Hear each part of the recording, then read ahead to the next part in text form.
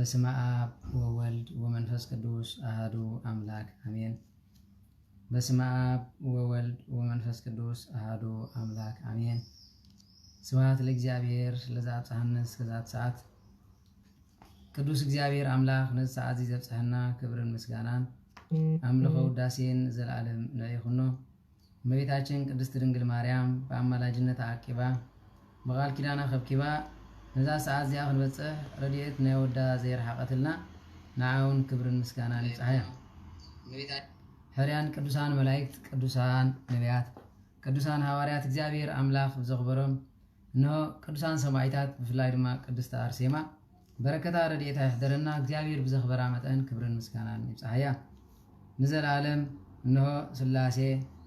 በኩሉ ዓለም እነሆ ምስጉን ዝኾኑ ቅድመ ዓለማት ዝነበሩ እጁን ዘለው ንዘላለም ዝነብሩ አጋዕዝተ ዓለም ስላሴ ክብርን ምስጋናን ይኹኖም። ብደቂ ሰባት ንዕረፍትን ንበረከትን እነሆ ብቅድስና ክሳተፉላ ካብ ስርሖም ኣዕሪፎም ንእግዚአብሔር ዝርኢላ ቅድስቲ ሰንበት ቀዳሚት ሰንበት ካልኣይ ድማ ሰንበተ ክርስቲያን እግዚአብሔር አምላክ ዝሃበና ክብርን ምስጋናን ንዕይኹኖም።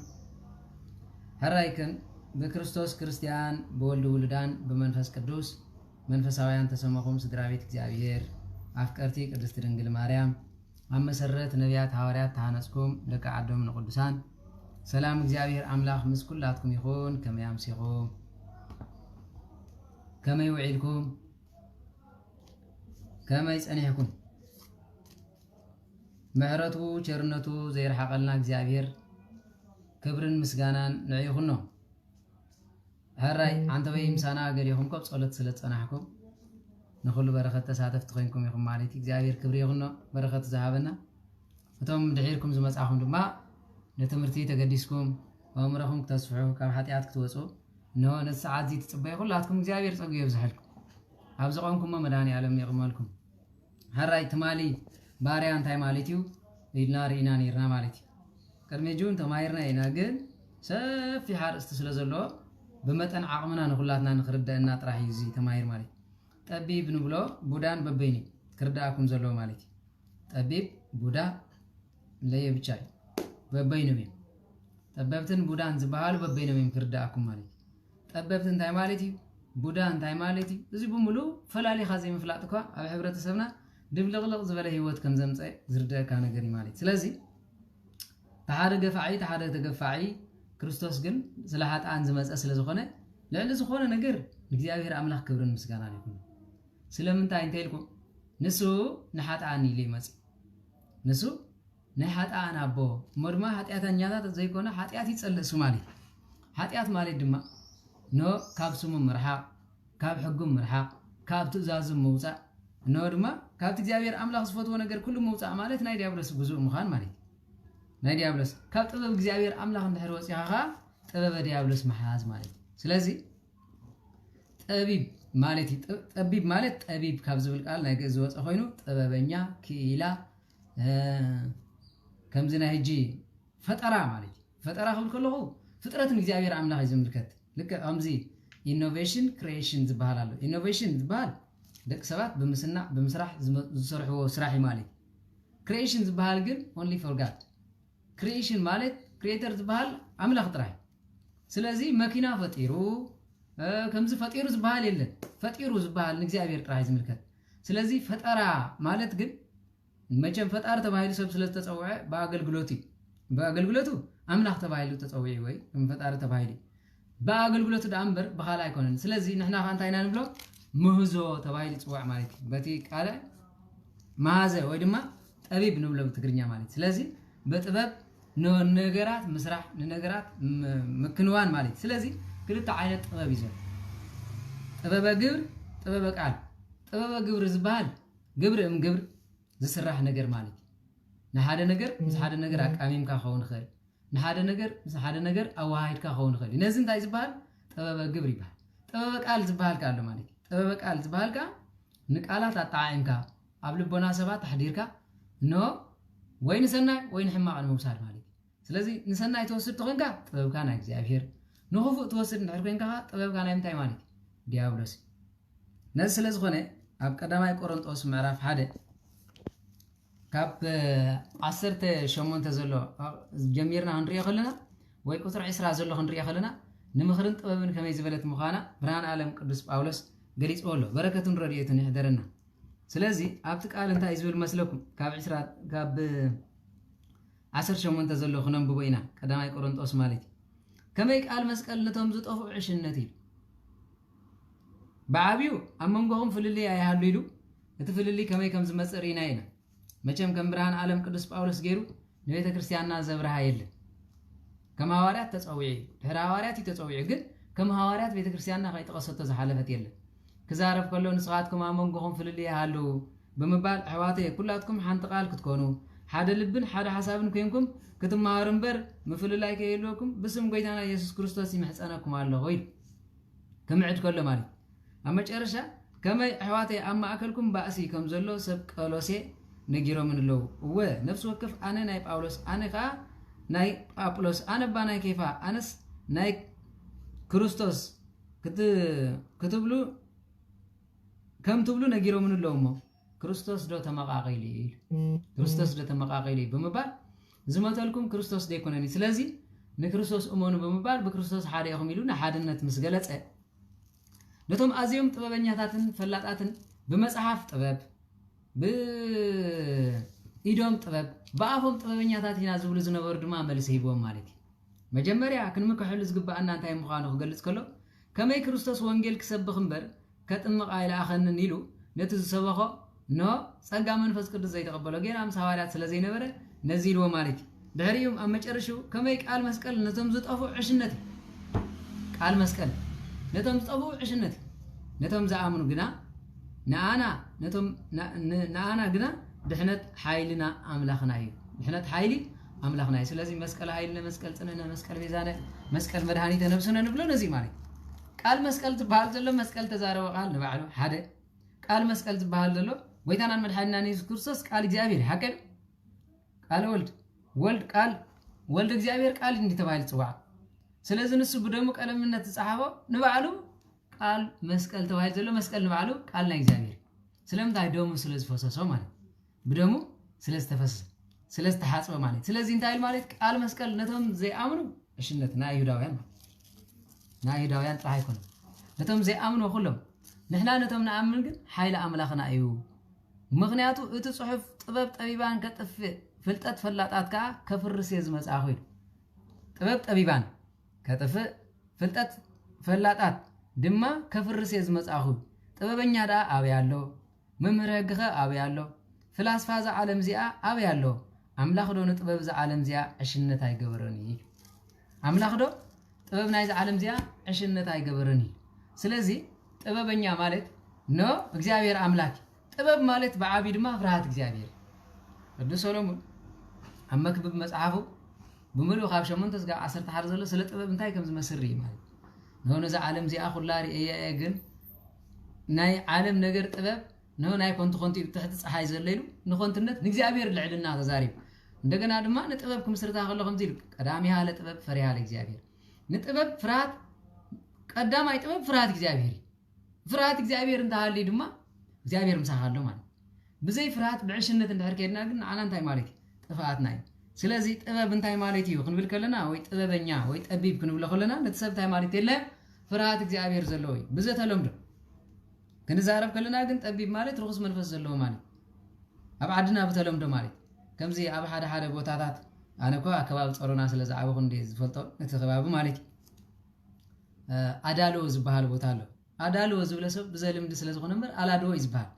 ስለዚህ ከምኡ ዓይነት ኣፀዋውዓ ንፅውዖ ሰብ ኣለ ማለት ብልምዲ ንፅውዖ ሰብ ኣለ ከምዚ ኡጋንዳ ይዝበሃል ሓቂ ኣፀዋውዓ ነቲ ብዝለምዲ ግን ኡጋንዳ ስለዝተለምደ ኡጋንዳ እምበር ቡጋንዳ ይዝበሃል እዩ ስለዚህ ከምኡ ዓይነት ኣፀዋውዓ ንፅውዖ ጠቢብ ንብሎ ጥበበኛ ንምባል እንዲ ግን ብጸላእ ሰናያት ዝተሓወሰ እዩ ንጥበበኛ እንድሕር ንጠቢብ እንድሕር ክንድዚ ጥበበኛ ይንብሎ ኮይና ንምንታይ አንፈርሕ ኣለና ማለት ናይ ኩሉ ጥበብ ዘፍርስ መቸም እግዚአብሔር ጥበበኛ ዝበሃል ድማ ንእግዚአብሔር አምላኽ ፍርሃት ተሓወሰ እንደሆነ ኮይኑ ናይ እግዚአብሔር ጥበበኛ አለ ቅዱስ ሰሎሞን ጠቢብ ዲ ይኮን ጠቢብ ሰሎሞን እንዲና ንብል ሓቂ ተመልከቱ አቤት ኢደ ሰሎሞን ጥበበ ሰሎሞን ንብል ሰሎሞን በጥበቡ እንታይ ሰሪሑ እንድሕር ተባሂሉ መጀመሪያ ቅዱስ ሰሎሞን በጥበቡ ቤት መቅደስ ሰሪሑ بطبابو نجان تأثيره بطبابو حممان فويسو بطبابو هاي طرف أوبريشن جيري أوبريشن ناير أصير مجمع يا جزء سولومون سيراك زبحالون يوم جيرم سيراك يتطبابو تنقل تحاول سينيريب انتاي لو واحد جزء قد مجون نجيركم فلتين لا تعتسلز نبرة ملحسو عايز زارب نير نمسان استخزارب كله جن ولا لا نيرة تعمل حسو سلازي نسولومن كل جزء حابو نيري بحال نسولومن كل جزء حابو نير أما أرشا انتاي لو حدا تفين نقد بحال طبق على زي حرف طبق مزناي من دق مالتي بفين شاتي أبرز خوفي للطبق دار أهون قبرينا مسبلة سولومن تبعيني روس خفت تبعيل مالي روس خون كفت تقينا خمين قبر تبعيل وزر سنا من الدحري تخفتي عبز عالم زي أكو منهم كو دكتور كو تماير زمس أيلن كرداكو مصحف قدسي سلازي أب مربب تسولومن زبال مصحف الله كم عينت طبيب تكم نيرو كم عينت فردي ميلاي تكم نيرو زبلا ولا مالتي هجابو انتاي زبلو كخفت خلو أبو فنشم ساعته أبتني حنقول بلا على خوفيلو سلاز نبره صفر خمس غير وقي وتتبع صنح مالتي سيراك مسلو لقنا لما طبيب سولومن هذا هجي سولومن نتطبق مسراي حاف قبل مس دليك اس غير خمس قبل خلو صفر تحنقول حجو سلاز نبره فسس دليل شعو تزاري بزي فلت سيراك انتاي لو مسلو قاس بمقاس يلو يبحال ايه قاس بمقاس تزارب دي هذا انصاب سولو هجي لساني تخفيتي له تملك تنقولنيا ግን እንታይ ብል ነይሩ ንደቅ አንስትዮ በጥበቡ ለሶሎሞን ዘይትፈቱ ጓል አንስቴቲ ነበረት ጥበበኛ አዚ ተፈታው ጥበበኛ ናይ ሶሎሞን ግን በሁሉ ጥበበኛ ንዋት ናይ ሰማይ ማዓሙቅ ናይ ምድሪ ስፍሓት ናይ ምድሪ አይወስኖን ይሉ ጥበብ ናይ ሶሎሞን ለንግስት ሳባ ከምስለላሃሎ ወንጌል ማቴዎስ ምዕራፍ ከጠቀስ ኮሎ እንታይ ይል ማለት እነሆ ንግስት ሳባ ካብርሐቅ ምብራቅ ጥበብ ናይ ሶሎሞን ክትሪ መጽአት بتصنصوايون فتنو تيبل مالك بتصنصواي فتنو تستبحاله حدا معال تزارارينا نيرنا تتطبو خماي كم زنبره كنت ملكت مالك قاس بمقاس بلا سيراك مبار تزاربي غايلو وجي تزاري بيلو قاس غيرو نت مقاس حافا بيلو اغر قرص مسبلت اغر فاح يزبلو زموت انت خوين مالك شعل لا بيلو نتسب كم زنبره غيرم ناي طبيب سولومون طبب بمنتاي تحاوسي نير مالك بسم እግዚአብሔር بحايلي بصولت بصوم تحاوسي نير ስለዚህ አፈርዱ ርጥዕ አብ ሕክምኖ አማናው ፈውስ ነይሩ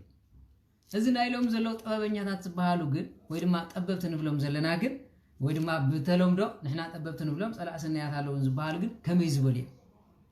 ካብኡ ነፃ እንተ ኮይና ንሕናውን ጠበብት ይኮናን ማለት ነር ዘይ ኮይና ግን ተሓደ ከምዚ ተሓደ ከምዚ ዝባሃል ዘረባይ እስኪ ካብ ጥበብ ናይ ሰሎሞን ናይ ሲራክን ተማሳሳዲ ሲራክ ድማ ጥበበኛ ነበረ ጥበበኛታት ዝባሃሉ መጽሐፍናኮ ሲራክ ጥበበኛ ይነሩ ኢዮብ ጥበበኛ ይነሩ سولومون طببኛ ነይሩ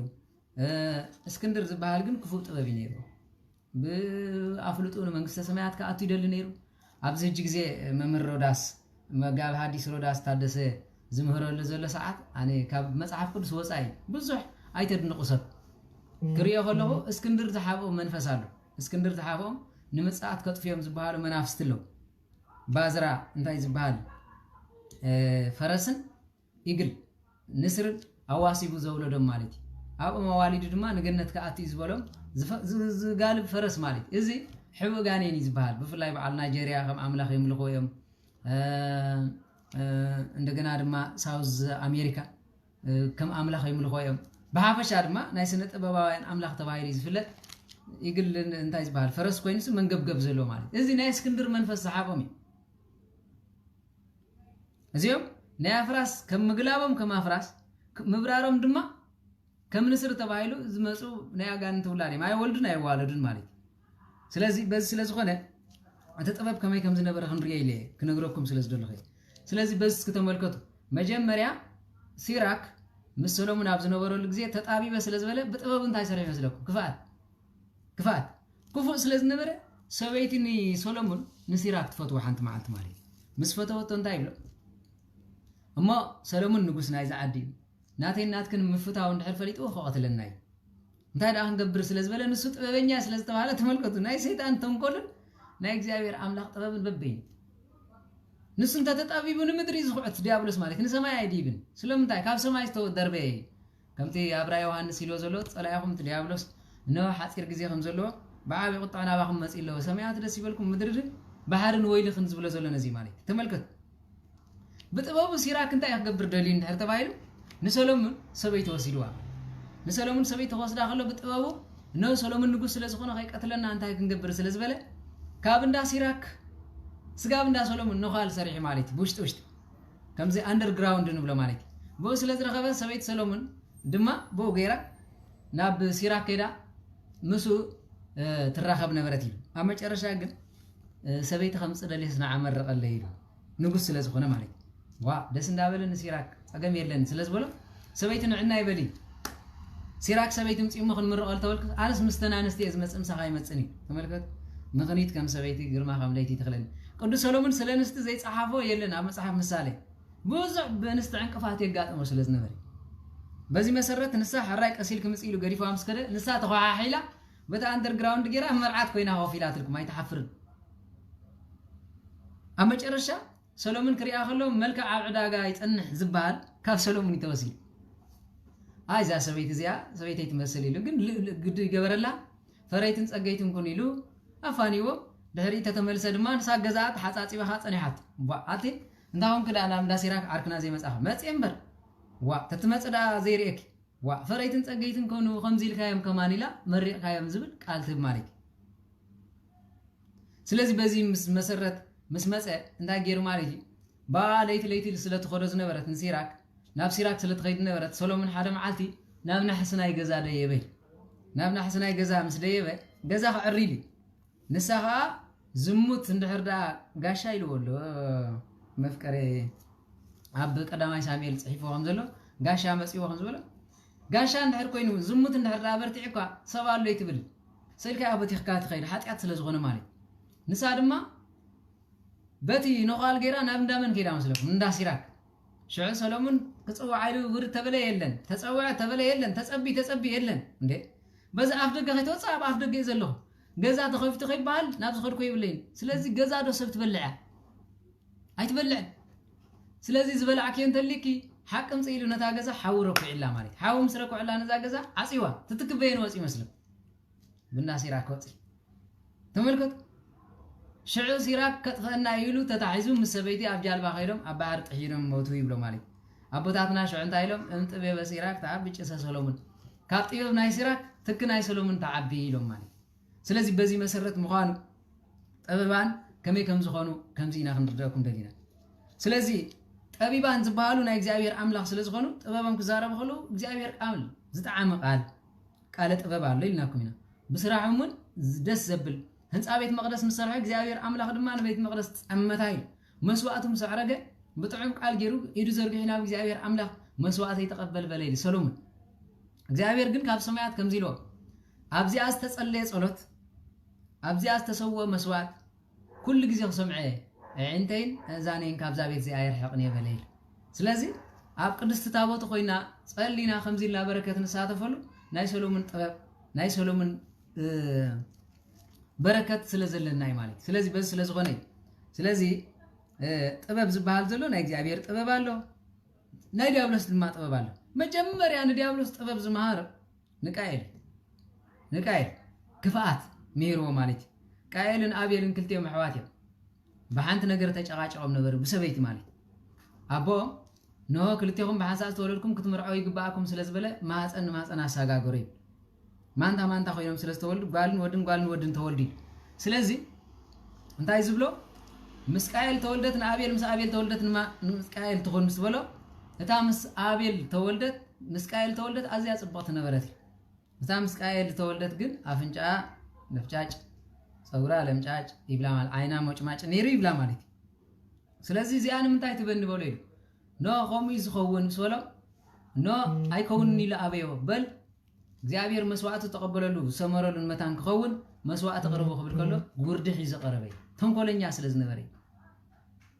እዚ ተንኮል እዚ ግን ሰይጣን አይማር ክርዳኩም ዘሎ ብነብሱ ኸፋዓት እንድሕር ጀሚሩ ሰይጣን ዝሓድረካ ክርዳኩም ዘሎ ማለት ካብ ስሕተት ሃይማኖት ሓሳብካ መስፈለሰ ንሱ ድማ ይወስኸልካ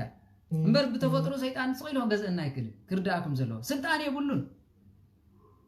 ስለዚህ ከም ስለዝበለ መጨረሻ ጉርድ ስለዘቀረበሉ እግዚአብሔር አምላክ መስዋዕት ይተቀበል ስለዚህ ተቀበረ ድማ ሓረቀ نو نبينو كزارب جمرمو من فست ما مصيكم زيرو نحاو خازي تقتلوا بلي طبب مهاري كما يجي قتلوا مسبله نع ان خري كايلو كل تقاقات ما ينداستي تحادن تحاد رؤسو توقع قتلوا كلهم سراين صغار ما بزي مقطقطي خاز خونه انه خم غيرك قتلوا تخلي خايلو نابل مسدننا خمس غيرو قتلوا سلازي طببت زبال زلو مقتل سب سرحيو لومي اتوميك بومب زمز نس طبيبي نزي موسو يدلين غدفو مغنياتو مقتل سب سرحيو مال نزي سمديو مرزدي سرح زلو زيهم كلهم طببت تبايلهم فلت طبابم ግን መድኃኒት አይኮነን ሞቲ ነዚህ የማውስ ወይ ግቦም ክርዳኩም ዘለው ማለት ስለዚህ ነዚህ ሁሉ ክፉ ነገራት ሰርحو ዘለው ብሙሎ ነር አቶሚክ ቦምብ ምሒዞም ነር አንስ ሁሉ ምሒዞም እንታይ ገባር አይት አቶሚክ ቦምብ ማለት መቼም ኣብ ዓለም ዝበለጸ እምሮ ነይርዎ ፍሉጥ ተባይል ዝጽዋዕ አሎ ማለት አልበርት አንስታይን ኮ በእግዚአብሔር አምላክ ተጸለሰ ክርዳኩም ዘለው ማለት ምክንያቱ ንሱ ዝሰርሖ ንሱ ዝመሃዙ ቦምባታት ዓለም ዘጥፈ ዘሎ ማለት ብምንታይ ደረጃ ይነዚ ዝበለጸ ሓንጎል ዝበለጸ አእምሮ ኣለዎ ዝበሃል ማለት ካብ ሰሎሞን ላዕለ እምሮ ዘለዎ ሰባል ካብ ዳዊት ላዕለ ዘለዎ ኣሎ ካብ ሲራክ እንደገና ድማ ካብ ኢዮብ ላዕሊ ጥበበኛ ዝኾነሎ የለን ስለዚህ ነዚኦም እንድሕር ኮይኑ ጥበቦም ኮንቲ ማለት ካልኣይ ክፉ ጥበብ ዘለዎም ሰባት ኣሎ ማለት እቶም ሰናይ ጥበብ ዘለዎም እርቅን ሰላምን ይወርዱ እርቅን ሰላምን نابنت كاب كان خيكرنا ناب قدوس داويد كنريو خلنا ساول زغف عم زنبر حزبي كوم زعما مسلو زباچوم كلهم دخاتاتن اكيب فتحو صلوم ازي طببنيا سلازخوني ناي እግዚአብሔር አምላክ ጥበብ ተጠቂሙ ፍትሕ ይወጽ ነይሩ ንመበለት ንድኻ አደግ ወይ ድማ ውላድ ዘይብሎም ንኹሎም አቦኦም ኮነይ እግዚአብሔር አምላክ ድማ አቦ ተሐጎሰይ እዚ ጥበበኛ ናይሎም ዘለው ጥበበኛታት ኢና ዝብሉ ፈረድት ኾነ ኾለም ብግቦ ብምልጃን ተዘጥፎ ኮይኖም ነዚህም እንታይ መውስ በድሊው حقهم ديهم نقبنيا نخفو طبب زلو سب كما يغيركا تواسبو ማለት نهر موسو بخوين تابي نطببنيا انا نطببت اي واسب نيتولو نهر كويناسي كومو غيرنا نزم كفات سبا دهم غيرنا نواسبو ማለት ዓለም ዘጥፎ ነገስታት የለው አብዓድና በጉቦ ዝኸዱ ሰባት የለው ንድኻ ምንም ፍትሕ ዘይወጡ ኣዝዮም ክፋት ጥበቦም ነብዚ ይባል ንደቅ ሰባት ንሕጊ ኣዛቢዖም ንደቅ ሰባት ክፉእ ዝመርሕ የለው እዚኦም ጎዮም ክፋት ዝበሃል ሕዋት ስለዚህ ነዚህ ስለዝኾነ ብንስሓ ከይተመልሰይ በቅዱስ ቁርባን ከይተሃትመ ነዚህ ሰብዚ መውስበ የድልየን እቲ ካልኣይ ጥበብ ዝበሃል ዘሎ ሓጓዳይ ማለት ሓጓዳይ ወይ ቀጥቃጣ ሓፂን እቲ ሓፂን ንማሕረሻ እንተገበሮ ንመሬት መሕረሲ ንመቆጥቆጥ እንተገበሮ ንግራብ መፅረቢ ንነገራት እዚ እውን ቅዱስ ሰሎሞን ይጥቀመሉ ነይሩ ካብኣ ሓሊፉ ግን ንደቂ ሰባት መጥፍእ ዝኸውን ንኣብነት ክታብ ብሓፂን ገይሮም بعرر جيرهم بقول جيرهم حتاتيمهم نسراي زبخان حر كوينهم ግን ነዚኦም መውስበ የድልዮም ካብዚ ገርመኩም ኣብ ቤተ ክርስቲያንና ስራይ ዝህቡን ንዕኦም ድማ ተማሳሰልቲ ዝኾኑ ሓጎርቲ ዘለዎም ሰባት ኣለው ና ከምዚ ከይድካ ናብ መደበር ከምዚ ኣዝመሰለ ሰብኣይ ኣሎ ኣብኡ ከይድካ ንኽታብ ደልየ ይበሎሞ ከምዚ ክሰርሐልካ ኢሎም ኣብ ኣገሮም ሕትም ኣቢሎም ማይ ኣትዋ ገለ ኣትዋ ምሳኻ ኩሉ ግዜ ተነስማት ናይ ሰይጣን ከም ኣይለን ከም ዝኸዳ ይገርም እዚ ግቡእ ድዩ እዚ ዝገብሩ እንድሕር ኮይኖም ዘም ሰባት እዚኦም ክፋኣት እንደዘይ ኮይኑ ግን መፃረብን ተሰርሑ ከምዚ ናይ ቻይና ተዓፂድ መስራሕቲ ማዕፂድን ተሰርሑ እዚኦም ጠበብቲ ክበሃል ይከኣል ወይ ድማ ክፋኣት የሚበሃሉ መዕፀዲ ክንሰርሑ መፅረቢ እዚ ኩሉ እንዳበለፎን እዚ ኩሉ እንዳፈራሜንተ እዚ ኩሉ ንሪኦ ዘለና እንድሕራ እንዳሓፃውን ሰናይ ንሰርሐሉ ቤት ማዕረግ ሰገነት ናይ ህንፃ ንቤተ ክርስቲያን መህነጽ እንድሕር ሰሪሕና ኣሎ እዚኦም ጠበብቲ የሚልና መውሰብኽን ኣብዮም ማለትኩም ኣሕዋተይ ሓደ ግዜ ብዘይ ፍላጥ ጠፋናይ ነዊሕ ዘመን ኣሎ ማለት ነዊሕ ዘመን ሕጂ እኳ እግዚአብሔር ይመስገን ዘበን ድብልቕልቕ ስለ ዝኾነ ኩሉ እንዳፈራሜንተ ኩሉ ድማ ኣብ እንታይ ዝበሃል እንዳፈለኛሞ ስለ ዝሰርሕ ፀገም ዘሎ ኣይኮነን ቀደም ግን መውሰበ ይነበረን ዝበሃል ሰብ ብመሰረቱ ቀጥቃጣ ሓፂን ዝበሃል ካልእ ነይሩ ሓፂን ቀጥቂጡ ክፉእ ዝሰርሕ እምበር ማሕረሻ ዘብላሕ ኣይኮነን በዚ መሰረት ኮይ ኣቡነ ሊባኖስ ኣብ ኣኽሱም ኣብ ዝነበሩሉ ግዜ ህዝቢ ኣኽሱም ንዕኦ ሓደ ድኻ ነበረ ሰብኣይ ነይሩ ኢሉ ኣብቲ ገድሊ ኣብ ተኣምሮም ማለት እዩ እዚ ሰብኣይ እዚ ድኻ ስለ ዝነበረ ሓፂን ቀጥቂጡ ዘብልሐሉ ስለ ዘይረኸበ ብዋጋ መታን ክሓስረሉ ነዊሕ ጉዕዞ ክኸይድ ኢሉ ተበጊሱ ነበረ ምስኪን ንዕኡ ስለ ዝረኣይዎ ግን ኣቡነ ሊባኖስ ናበይ ዳልካ ዝወደ ኢሎሞ ማሕረሻ ክብልሕ ክንደይ ክወስደልካ ሶሙን ክትከይድ ሶሙን ክትመፅእ ሶሙን ተኮይኑሲ أتي ورح خرامات يحرفك الله سلازي ناب كريستوس تأمن إن حركين كاس أنا زي بلحل كابلوي أو نلي بانس كم صادق مالي كم يجير كابيلو دحان نصص نجزابير زملكت ترى نسخة أمن أبوي أمن يلو حرين سوله إف بلو أمو تام حارش شارب ما بلحتي بس مجزابيري مالي شو عمس بلحت تمليسو أبي دابل حكاية مس بلو زبتي أزول صادق سبعي إف مس بلا بلحة أزيديو أزي بار إذا حقودا إذا قد قات أيلهم نخلهم بترجيرهم زبطهم نهز بخصم دم زبق أيروهم تملكت أزابك أيروهم منقي كم زبلو جبروهم سلازي بزي مسرت قدوسان إنه بزي جبروه كونجل خلوه بتسنى يسرحهم كونجل خلوه بزاوير أملاك دم نقدوسانو يتصابع مالك سلازي بزي مسرت أخصم تقطعي بالمالك سلازي بزي مسرت بمقطعة دم إنه كم زبي منقي زبلو خلوه يبلغ مالك ده هارجن يقرأ لهم لهم بعد هاني بقول له مسرت أبا لبانس يقرأ خمس بقول لهم يسفلت كمون نقدوسان يقرأ أنت لهم له عصمتهم من هر عارف وتحاتي أتي دمساسي جل سبات سلا هم زحاتكم من نيركم حارق زي مالك أوالد هم بهامات كنا يلو نونا أونا لبانس عارف ونيرو إلكم زمس أخو من نيركم نقرأ من قدنا مالك نتناوالد هم كو أورسو يشنالو سلزنا برا نتناوالد يعرفون برناتو تولدي أيس عرفهم كرداكم زلوا مالك سلازي أونا لبانس مسموتو دما مقابرو ما فهمهم تقبيرو عصم قدسان زلوا بركة برمرجة ما يمتن خرداكم زلوا سلازي نشعر على أنت رجيمان بر قالهم بملو كم إلى نزل عالم تنبر مالك هيكون سلازي زاوير عمله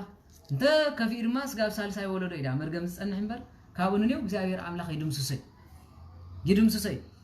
سلازي ببيل بأف زم حلال سلت أنحد علم بر دك أهم كم خمسة كنا خرداكم جبا مالك سلازي بس مسرزي كلاتنا نقدم عن ريبا سلازي تقبل تزبال زلوا كفو سراح كفو مسري كفو طبب ندهر عليهم طببتي بحال ندهر سناي طبب عليهم دما طبيبانا እግዚአብሔር አምላክ ይባሉ ስለዚህ በዚህ መሰረት ስለዝኾነ ይናላ ነቲ ጥበብ ናይ እግዚአብሔር አምላክን ናይ ዲያብሎስን አሉ ንብሎም በር በአልዕላ ቢልካ ነዚ ነገር ዘይጋ ይባል ስለዚህ አብ ቀዳማይ ቆሮንቶስ ምዕራፍ 18 19 ዝበሎ ጥበብ ጠቢባን ከጠፍየዝ መጻሁ ጠቢባኒና ዝብሉ ዝነበሩ ሰባት መንዮም እንድሕር ተባሂሉ ብጥበቦም ካብ መንግስቲ አምላክ ዝረሓቁ አይሁዳውያን نسميهم كفاءة تولد دمون كفاءة تولد أروي أنتم يلو قدس يوحنس نبعله أنتم تولد أفعت يلوم أفعت أنتي مالك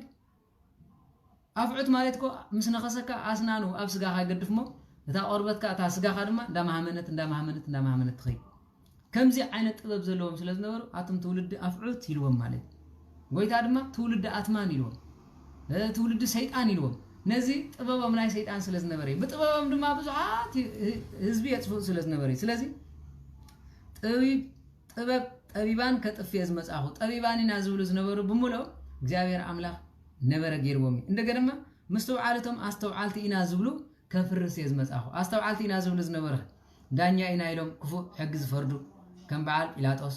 ነው እንዳራዩ ምንም ገበን ዘይብሉ ናብ ገበን ዘይብሉ خنሱ بجبا بملجأ مقابر خي ترفز حلوز نبر نزيهم كفرس يزم أخيل እግዚአብሔር ድማ نبر غير ومن خلهم سلازي نو مستوعالتهم استوعالت كفرس يزبل صحفي ما قال مسكل نتم زطفو عشنت نتم زامنو ግን مدهانيتي بمبال نخلو غليصو ميرنا يمالي سلازي ابرومي معراف حدا كاب 22 سغاب 23 زلق قال ድማ خمزي بل لبامات إنا نابلو عشو مو نخبرت زي حلف أملاك دما نام مثل حلاف سبن أعوافن 4 محاور زلوا إنسان لمم زبلون نزمة سلوات أوي نزيم دما تبنياتات لباماتنا يمزبلوا تبنياتاتنا يمزبلوا زين نو لباماتنا نابلو عشو مو نخبرت زي تفا أملاك دما نابتم لممتي نابت عوتن مملاك أير ويل نزيم دما تببت زبالو موسو زيد اليوم كم زيم لباماتنا منافقان مالك مس منافقان مانم ክርስቲያን ኩዋ ሰባይ ፍቦል ስለምንታይ ንሶም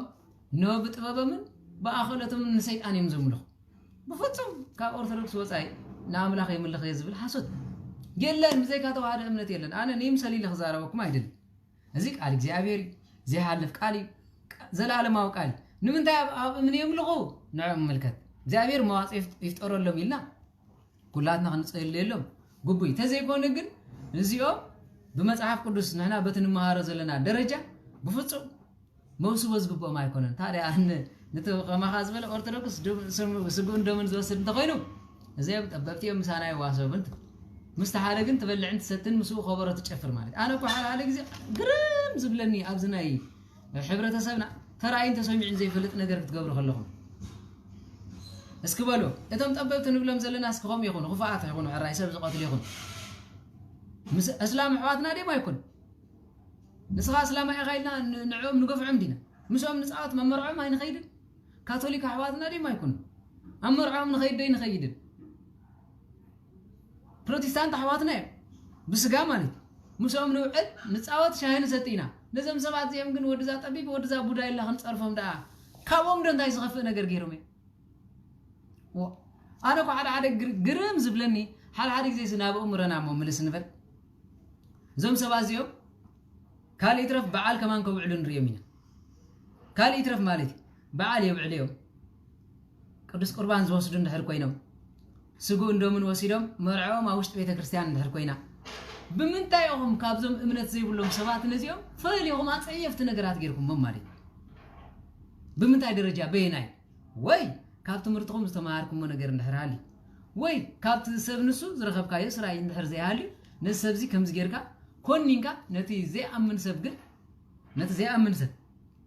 نعو نصو يختبل تخل درجه አለድ አለ يلن بلاي تعشو كم زبال يلن امنتي ني مسالي لدما انا سبك فتوني اسلام حواتنا خفتوني خينصلني እቶም ጠበብቲ ኢልና ንጽርፎም ዘለና ሰባት ከይንጽሉን ኢለ ዛረብ ኢለ ቃል አምላኽ ካብ ወልድ ዋህድ ካብ ንጻትን ርትዕትን ሃይማኖት ወፃ ዝኾነ ኩሉ ጋኔን ናይ ጋንንቲ ይዘምልኽ ማለት ኣይጸድቕኒ ግን አይብለኩም ምክንያቱ እግዚአብሔር አምላኽ ዘጽድቕን ዘኾንንን ዝፈርድን ንሲ እቲ እምነት ግን እምነት እግዚአብሔር አይኮን እቲ አምልኾት እግዚአብሔር አይኮን ፕሮቴስታንት አውጣኦት እዮም ዘምልኹ ሚት ኸሚት ዝረጋገጽ ኮ ነገሪ بعلي ونزبصحك وي كاثوليكاويان احواتنا نغزابير املاخنوت ايقبلون حادنوتن سلستنوتن زفرزيم ابطاوت يمزملخو اسلام احواتنا ابدم يمزملخو نري እንደلنا ማለት ስለዚህ ነዚህ ክሳብ ዝኾነ ንሕና ምስተም ዘአምኑ ብጥበብ ነበሪና ተባይልና ንስኻትኩም ናባናይ ተቅረቡ እግዚአብሔር ከም ዝግበርኩም አይንብልን እግዚአብሔር አምላኽ ይመሐረም ይምለሶም ማለት ማዓቢትና መጻውትና ምሳናዮ ፍርድን እግዚአብሔር ገዲፍና እቲ በሃንሳ አخمብረና ዝኽእል ግን أبتناتهم مسجد كيدنا ينسجد أبتناتهم حبرت كيدنا بمعالاتهم أين غيدن مريت تخوين زرّا خبنا للدريتنا لنا جزان تخوين زرّا خبنا للداتنا لنا إمنت تخوين زرّا خبنا خا أوتن بيت كريستيان ويدما مسجدين بيت كريستيان تايرك بالله نسمع وغيرهم يسجدوا نعاني حدا حجز قبرنا قنالو حجز سجا صراحة تاي زيابير أملاك كبرون مسجاناني خلنا نزا آمنون أبزع عالم زيا إنه حدا بركة تيبي ፀሐይ ይብርህሎም ዝናብ ይዝንበሎም እኽሊ ይብቁልሎም ነዚ ነገር ገይርሎም እግዚአብሔር ስለዝርህረሎም ንሕና ክንርህሮ ዝግበአና ክንታይ ኣሕዋትና ኮይኖም ኣብዚ እምነት እዚ ንሕር ኣትዮም ንሕና ስለኦም ክንጽሊ ስለኦም ክንበኪ ካብ ዘለዎ እምነት ናብቲ ኣማናዊ ኦርቶዶክስ ክርስቲያን ሓቂ ምዃኑ ኣብ ጸበልና እንዳሓወኹም እምነት ናትና ይጽቡቕ ኣብ ሃይማኖትና ከምዚ እንዳገበረ ምሳና ተማሃሊልኩም ዝናብ ዘይተዝንቡ ካብኮንኩም ንሕና ክንምህለል እንዳዘነበ እንዳኣመንኩም እንዳበልና ክንእምኖም ጉቡይ አይ አምነቴ ይልዱ ማፍርድን እግዚአብሔር ተዘይ ኮይኑ ነዘም ሳና ዘሎ ሕዋት ግን ነዚ ቡዳይ ነዚ ጠቢብዩ ነዚ ባሪያይ ነዚ ዋጣይ ነዚ አጽሚ ጹሪ እንዳበልና ንጽሎም ሰባዳ ካብዚኦም ታይም ፍሊልዮም ማለት ስለምታይ ፍሊል ጌርናስ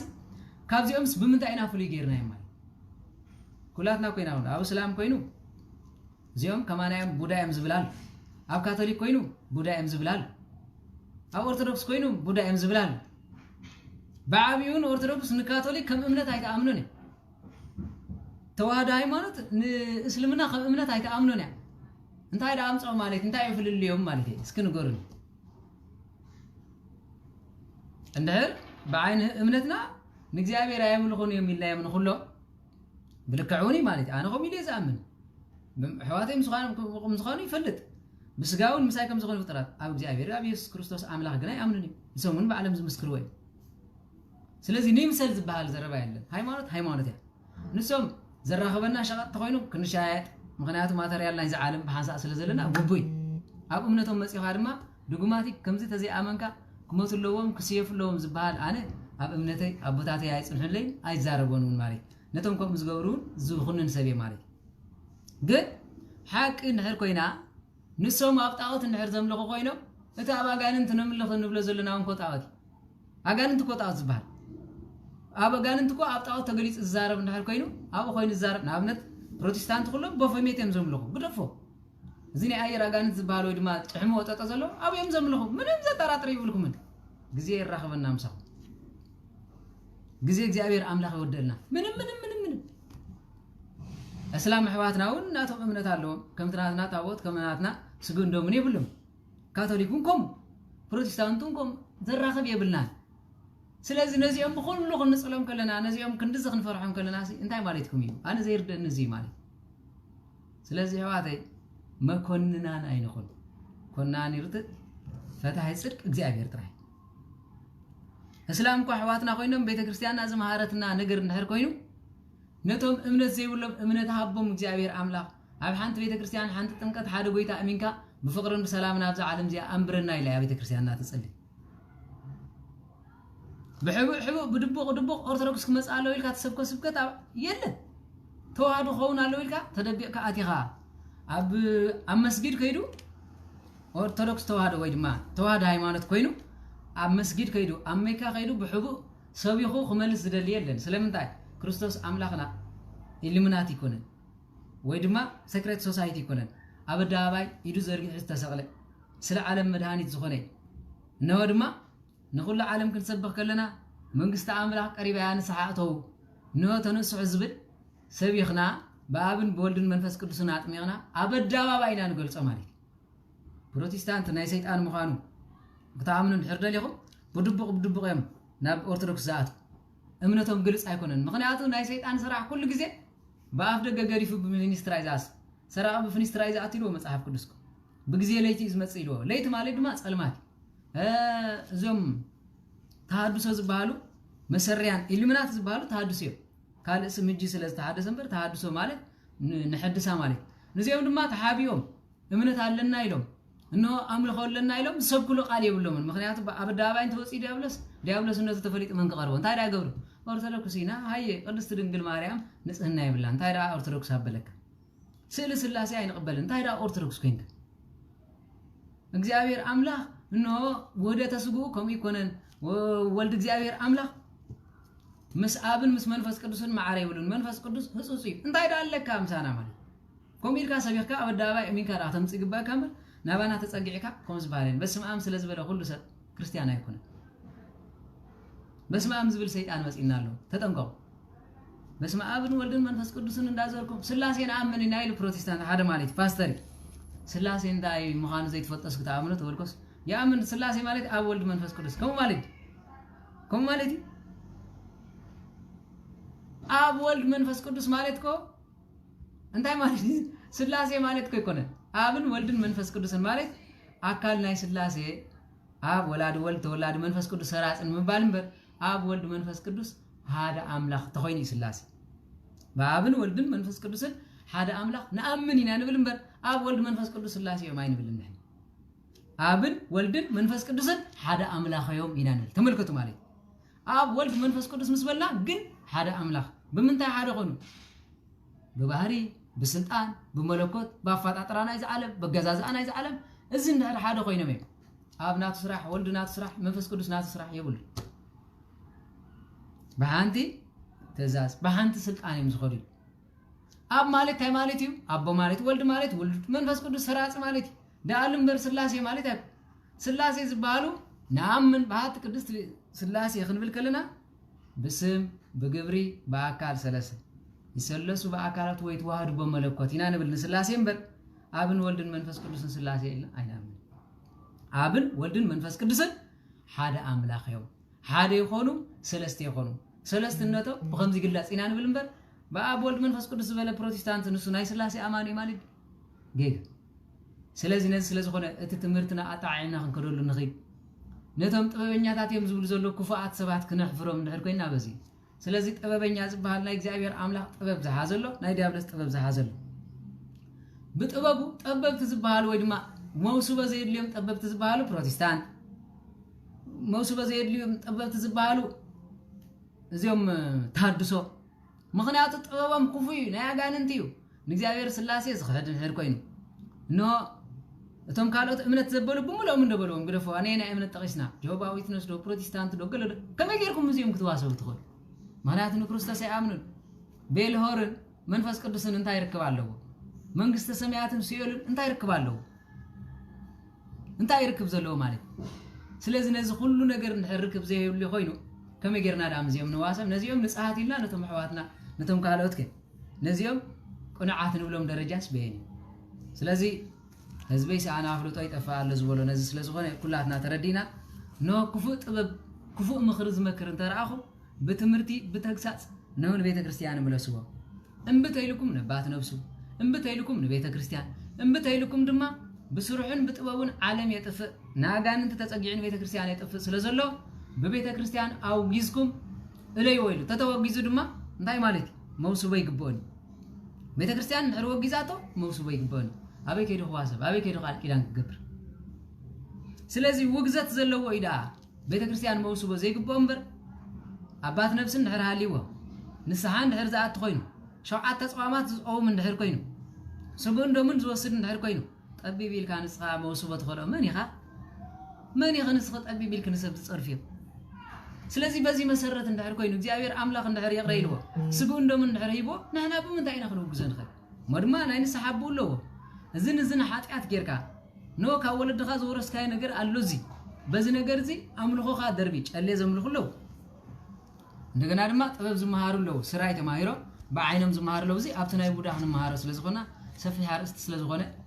ንዓይም ካብ ዘጋጠመን ነገር ንገለ ሕዋት ኣብ ትምህርቲ ክቦም ኢለ ኸይደ ካብ ዘጋጠመን ነገር ንእዝንኻ ክትሰምዖ ብጣዕሚ ክፉእ ስለዘሎ ስዑ ደንጊጽኩም ኩሎም ክትምለስዮ እዞም ሰባት እዚኦም ግን ናይ ንስሓ ኣቦ እንድሕር ሃልይዎም ቅዱስ ቁርባን ዘቅርቦም እንድሕር ሃልዩ ክንውግዞም ኣይንኽእልና ምክንያቱ ቤተ ክርስቲያን ስለዘይውገዘቶም ህዝቢ ክውግዞም ኣይክእልን ናይ ክርስቶስ አምባሳደራት ወይ ድማ ወኪል ዝኾኑ ካህናት እዮም ካህናት አቦታትና ንዓይ ብትምህርተይ በዛ ዝምራ ዘለኹ ናይ ክርስቶስ ኣይኮነትን ፍጽም እዚኣ ንቤተ ክርስቲያን ኣይትመስልን እንተኢሎምን እሞ ምዒዶም እንተዘይመሊሶምን እንድሕራ ተወጊዘ ኮይነ ንዓይ ማንም ክዋሰበኒ ዝኽእል የለን ስለምንታይ ከማይ ዝበለ ጥራይ ሰይጣን ጥራይ ዝዋሰብ انت زي كوين جن كبرات حواتي اجزي حساب እግዚአብሔር አምላክን حساب سبن ببيني نحنا كنصلوم نخلينا نحنا كنوغزوم نخلينا مودما مرجا زي بلنا تواهيدو توليدو ولاون كو حواتي حدا ነገር كرداكم زلوا كم تزبلنايو ابن ليبانوس نحزب خصوم سلازوغزوم 3 عامتن 6 ورحن بخفعاتهم بسرعهم نتماوز نور خاناتن سلازا عطاو موسو ايغبو من مالتكم دي እግዚአብሔር ይቅረብ ይብሎም ቅዱሳን ይቅረብ ይለምንም ዝናብ ዘኒብ እንዲ ምሕረት ገይርሎም እንዲ ከም ገይርና ክናብይም ንኽእል አቦ እንድሕር ሕማቅ ነይሩን ኮ ወድጉ እንድሕር ብንስሓ ተመሊሱ ብቅዱስ ቁርባን ተመሊሱ ከመይ ገይርኩም ይኹም መውሱ ወጣ ወይ ኣሕዋተይ እዚ እምነት እዚ ብዙሓት ኣሕዋትና ብከምዝ ተሰቃቕኹም ከም ዘለኹም ንዓይ እውን ደው ኢልኩም ዘዘራረብኩም ንለኹም 5-6 ማለት ትማል ጥራይ ግዜ ሲኢነ ገለ ብፅሑፍ ሰደድኩሞ ገለ ብቮይስ ሰደድኩሞ بتاعم تساقينا زبلكمنا እግዚአብሔር አምላክ ምሳኹም ይኹን ቆሮብ እጆኹም ቆሮብ ነው ቤተ ክርስቲያን ከይድኩም ኃጢአት ተሊኩም ኃጢአት ግበሩ ካብ ስድራ ዝመፀ አምልኾን ተዘይብልኩም ከይድኩም ብግቡ ንስሓኹም ገይርኩም ቤተ ክርስቲያን ቅረቡ መን ይዝኽልክለኩም ስጉ እንደምን ካብ ዘይከልከለኹም ስለ ስጉ እንደምን እንድሕር ተገፊዕኩም ግን ንስኻትኩም ናይ ክርስቶስ አገልግልቲ እዮም بتولدهم ክርስቶስ ፈዘ ይበለኩም ሰብኩም ፈቕብለኩም እንታይ ዓቅም ኣለዎ ሰብኩም በራሲ حمامي مواتي أبز زترف دامبر نسميات زديب سبيل سلازي بتوم كم قول نقفع سبات نقريب باريعي ونقريب عصم فيرين نقول سبات حدرا እግዚአብሔር أملا كم معاتن كم مغزفتن كسورنا بسجون بدون እግዚአብሔር زنت خاصة زغل في الصوم يلن طبوا حماق زخون سب وعنين لو خون زيهم كلهم حواتنا بتبابنا زخلو سمن مرزن صرح سبات زيهم كفاتي مزبار سلام تاي مرز سريحو مرزنا ينجوا تسريحو زي كفو يزبال نفطرات يزصنت زلو مرزنا ياغراب تمر موسى سرحنا ابنت زي موسوبون يغبون مدر زصنت سب سلازخونه من دا موسوب يغبا اسو تزر እግዚአብሔር አምላክ ዝዘር እቲ እቶትና እግዚአብሔር አምላክ ዝገብር እንተ ዘይ ኮይኑ ኩሎም